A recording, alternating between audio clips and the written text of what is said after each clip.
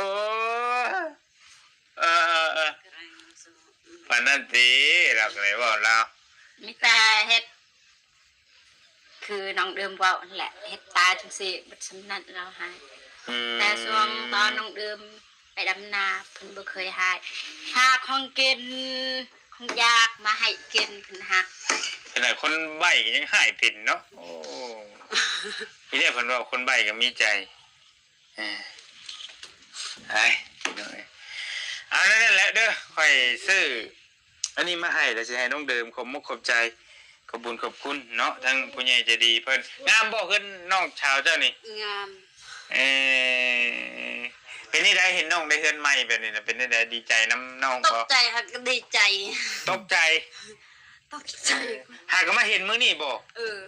โอ้แต่ว่าเบิ่งในคลิปนะเบิ่งอยู่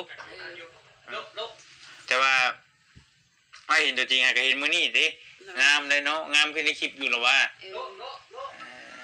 เพื่อนสิงามมันก็ต้องขึ้นกับสร้างนะพี่น้องโอ้ยอันนั้นก็ได้เนาะมันยังลุกนะงาม